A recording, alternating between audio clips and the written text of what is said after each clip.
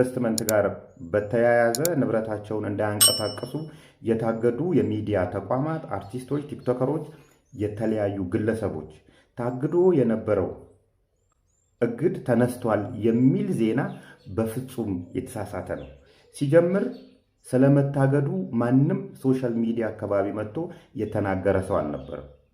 ትላንትና እኔ ነኝ የነገርኳችሁ። በ24 ሰዓት ውስጥ መጥተው እግዱ ተነስቷል የሚሉ ሰዎች እየመጡ ናቸው ያሉት። ይሄ ምን ታስቦ ነው የሚለውን ለማየት ከሞከርን ፊንቴክ ላይ ከ1000 እስከ 1300 ቪክቲሞች አሉ። እነዚህ ቪክቲሞች መጀመሪያውኑ እንዳይሰባሰቡ ተደርጓል። እንዳይሰባሰቡ የተደረገበት ምክንያት ከተሰባሰቡ ፓወር ይኖራቸዋል፣ የተለያዩ የመንግስት አካላት ጋር ይሄዳሉ፣ መክሰስ ይችላሉ፣ ዲስከሽን ያደርጋሉ፣ የተለያዩ ችግሮቻቸውን መፍታት ይችላሉ። እነዚህን ሰዎች ወደ ህግ ማቅረብ ፓወር ይኖራቸዋል። ስለዚህ እንዳይሰባሰቡ ነው የተደረጉ። ተሰባስበው ከተገኙ ደግሞ የተለያዩ ሎቢዎችን መሀል ላይ በማስገባት ቪክቲም እንደሆኑ ከነሱ ጋር መሀል ያስገቧቸውና እነዛ ሰዎች እንዲበትኗቸው ሲከፈላቸው ጭምር የነበሩ ሰዎች ናቸው። ከዚህ በተጨማሪ እንደዚህ አይነት ሐሰተኛ ወሬዎችን በመዛት ተስፋ ማስቆረጥ፣ እነዛን ሰዎች ወደ ህግ እንዳይሄዱ ተስፋ ማስቆረጥ ውስጥ የተገባ ስለሆነ ይሄ ዜና በፍጹም የተሳሳተ ነው። ሲጀመር እነዚህ ሰዎች የተበተኑ ናቸው። 2፣ 3፣ 4 እየሆኑ ነው ክስ የመሰረቱት እንጂ አንድ ላይ 1300ዎቹም አንድ ላይ ክስ አልመሰረቱም። የአንዱ ሲነሳ የአንዱ ኦልሬዲ ታግዷል። በጣም ብዙ እግዶች ናቸው የመጡት ተከፋፍለው ስለሄዱ ወደ ፍርድ ቤት ማለት ነው።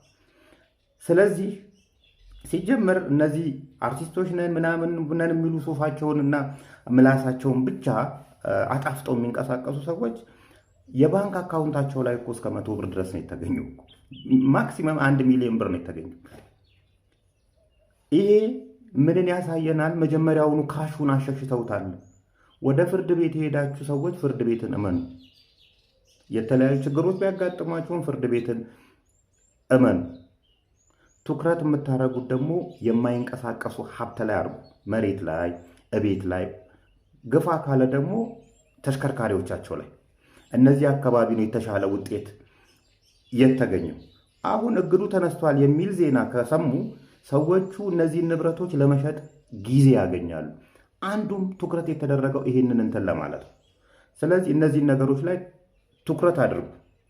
ሁለተኛ ሌላ ሚዲያ ተቋማትም ጨምሩበት። ይሄን ሲያስተዋውቁ የነበሩ እነ ኢቢኤስ፣ ኢቢሲ ያሉ ትላልቅ ተቋማትንም ጨምሩባቸው። ስለዚህ በእንደዚህ አይነት ሁኔታ ሳትደናገጡ የጀመራችሁበትን እንትን ቀጥሉ ለማለት እወዳለሁ። በስተመጨረሻ የሙስሊም ወገኖቻችን ጓደኞቼ፣ የምታውቁኝ የማታውቁኝ ሁላችሁም እንኳን ለጾመ ፍቺው አደረሳችሁ። ኢድ ሙባረክ።